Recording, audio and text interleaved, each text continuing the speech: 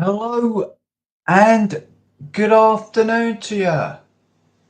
This is Cliff Graves from Train Well Boxing. Oh dear. What a miserable afternoon here in the UK. Rain. What are you doing this afternoon? Are you doing anything interesting? I'm just relaxing. I've got my cup of tea. I like a cup of tea in the afternoon. And yeah, just chilling out. I've got to cut straight to the chase. Science. Science is good. Science is, I was going to swear, but I don't have to swear, do I? I was going to use the F word, but science is fudging. Can be very annoying. When it's good, it's good. I mean, you've got things like over the years, fingerprinting that came in. And of course, the brilliance of DNA. Now we've got this facial recognitioning thing. And where the police can go out in vans, big transit vans, and they've got like this special camera that can actually pick up on you and say, he's wanted or she's wanted. You know what I think? Listen, if you're doing wrongdoing, you're up to some shenanigans, then you've got every right, haven't you, to shit yourself and be a bit concerned about it all.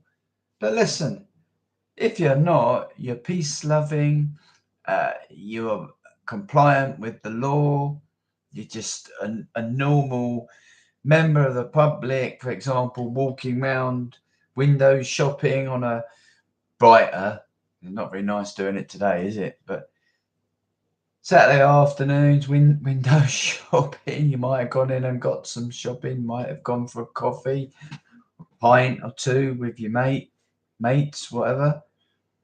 But if you're not doing anything wrong and you haven't done anything wrong, what does it matter? So I think all of that science is short of brilliant. However, and it's a big however, when we start to look into quantum physics and all that bullshit, it becomes very annoying. Because the scientists say, oh, we don't know what caused the absolute beginning of all life. Well, keep your gob shut then, will ya? Show a bit of humility. Stop opening your great big mush, will ya? Espousing all this bullshit. You've just said you don't know. Well, shut the F-U-C-K up then, will ya? And I was sorry to say that I listened and watched to a video on YouTube. I won't divulge names. I won't divulge the video it was. But I thought, mate, you're insane.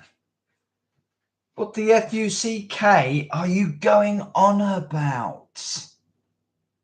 You dumb F-U-C-K-E-R.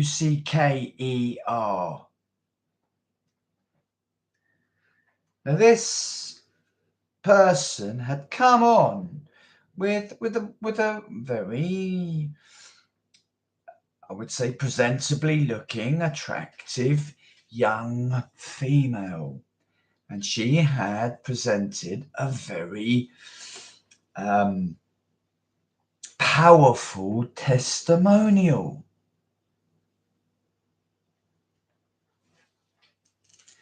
But, you know, when you start talking about training methodologies,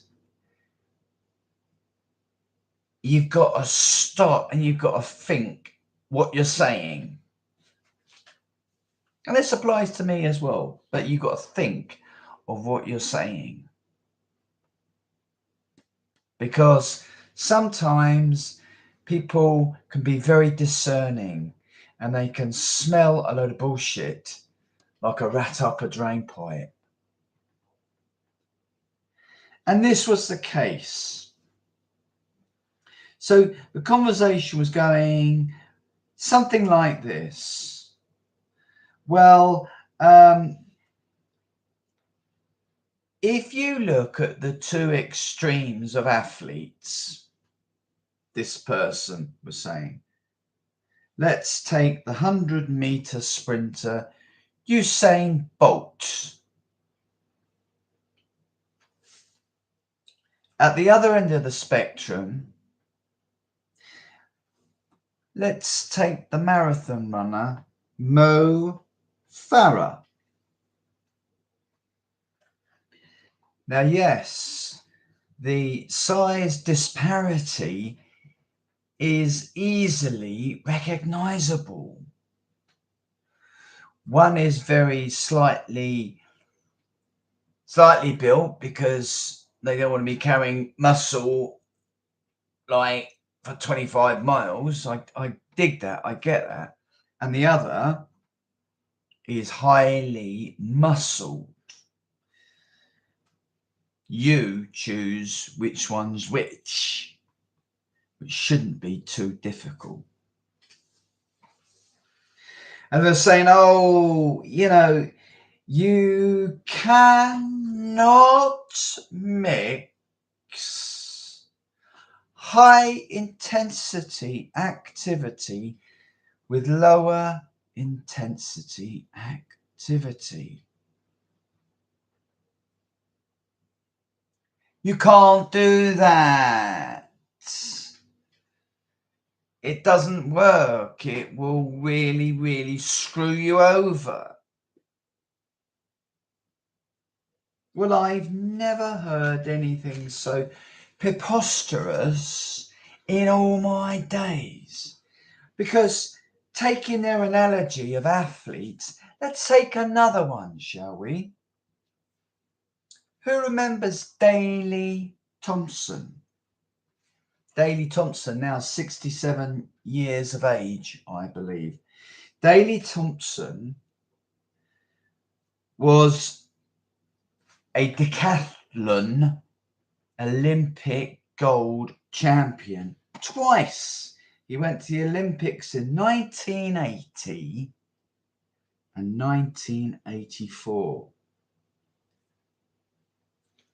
Now, the 10 events of the decathlon are the 100 meters, the 400 meters, the 1500 meters, the 110 meters hurdles, long jump, high jump, pole vault, discus throw, javelin throw, shot put throw.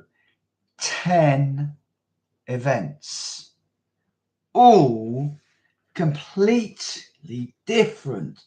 Are you telling me a shot put is identical to 110 meters hurdles? Or a 1500 meters, almost a mile event is like the pole vault?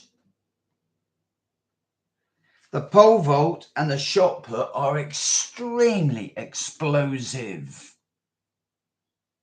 events. If you weren't explosive on the pole vault, you wouldn't get over the bar. Anybody that knows anything about any athletics endeavor will know that the pole vault is highly explosive. You're running at top speed and bang, you hit, and you've got to be athletic, you've got to be nimble, but you've got to be explosive. You've got to explode into that with aggression. Yes, technique, of course. Timing, yes, of course. But if you don't, you ain't gonna get over it. You won't even get 10 feet. The high jumper will jump higher than you. Now let's just look at a high jumper and a shot putter. I can't think of any high jumper athletes, but my mate at school was an adept high jumper, and at school he was 6'3" at 15 years of age, and he was as skinny as anything, just over 10 stone. But could he go over a high jump? He had daddy long legs, the lot. The shot put, well, who do we immediately think as successful in the shot put? Jeff Capes. And wasn't Jeff Capes about 33 stone of him? He was a humongous tank of a man. And yet we have Daley Thompson, who stood at just over 6 feet at 92 kilograms, which is about my height and my weight, just over 14 stone 4, right? Which in the boxing categories would put Thompson, if he was a boxer, at the top end of the cruiserweight division. And a lot of cruiserweights are over 6 foot. Between 6 foot and 6'3". So, what am I trying to say? Bringing up Daley Thompson. What I'm trying to say to you is he was heavily muscled. Come on, wake up and smell the coffee. Come on, he was. I know he was. You get any images you like, pull them up, and you'll see that he was muscled, heavily muscled, not like the shot putter or the discus thrower, no. But he was heavily muscled. He did not have the build of Sebastian Coe, Steve Cram, Steve Ovett, all 1,500 meter runners. And I used to do that as a kid, the 1,500 meters. And I can tell you, you have got to pace yourself. It is not 5,000 meters, but it is still classified as an endurance event. The one where an endurance, explosivity, and sprint speed is really, really tested to the fore. In fact, it's the 400 meters. And as I said, Thompson got 2 golds in 1980. He went to the Olympic Games in 1980 and then in 1984, 2 golds. And he excelled at all of those events. So, applying it to something that I do know quite a bit about, to be honest. Road work and the fighter.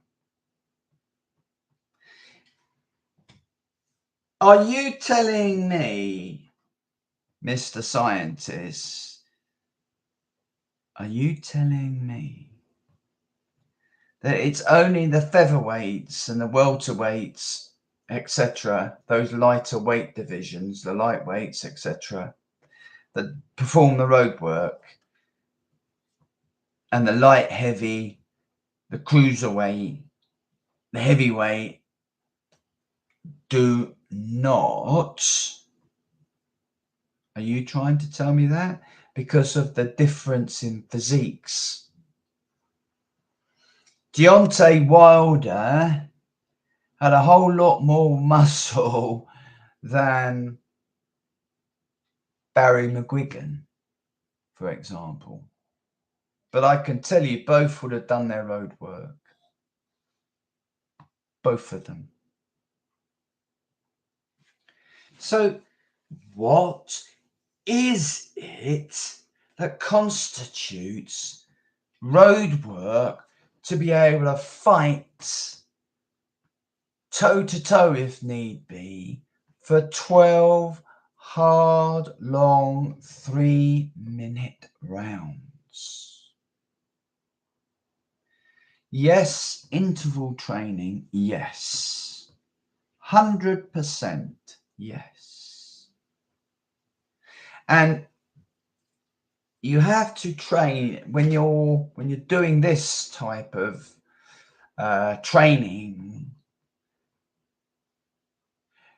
You have to emulate what the fight would be. So just soon as outside. So if you're going to have a couple of heavyweights standing there toe to toe, and there has been, look at Usyk, and there has been, and there always will be heavyweights that will go the distance. 12 times 3 is 36 minutes. They fight with 1 minute intervals between those 3 minutes up to the last round, 12. So it's 36, 12 threes, 36, right? 36 minutes, okay? They have to account for in a different modality of training. They've done all their strength training in the strength training weights room. They've done that. They've done all their skills training, bag work, skipping, speedball work, pad work, sparring, shadow boxing. They've done all of that. But the missing link is road work, and it will always be road work. When you have been in the ring competitively and you've gassed because you haven't done road work and you're only doing 3 rounds of an amateur, it just makes what I'm saying even more vitally important, that you must do endurance-based running.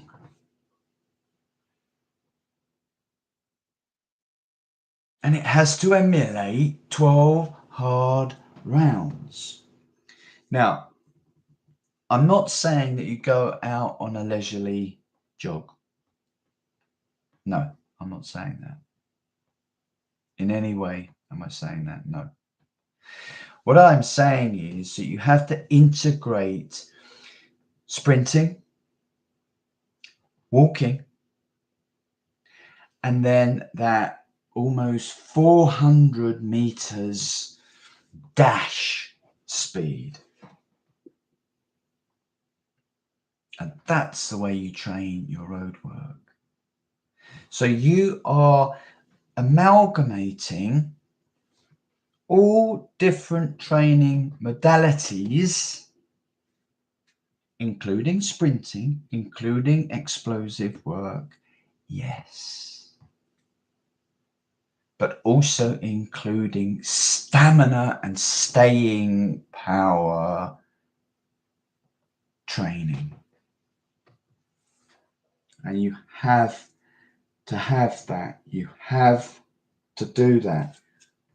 So look, it's got absolutely tiddly boo to do with what the science says. Take your academic white paper studies and stick them right up where the sun don't shine, pal. You got me. Because we are talking about reality. We're not talking about academic studies here. We're talking about reality. And the reality of it is, if you don't do your road work and you're a fighter, forget about trying to fight 12 hard rounds, because you're going to get a right rude awakening. Yes, you do your sprints, which we did. We always did sprints. When we went for our sessions, our boxing sessions, we always finished off with sprints. Yes.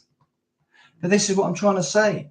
You cannot say, "Oh, you're Usain Bolt and you're Mo Farah." That doesn't come into it, because Daley Thompson is living proof that you can be a jack of all trades. You can have many tools in your tool bag. Not just, oh, it has to be done this way because you're this. Oh, it has to be done that way because you're that.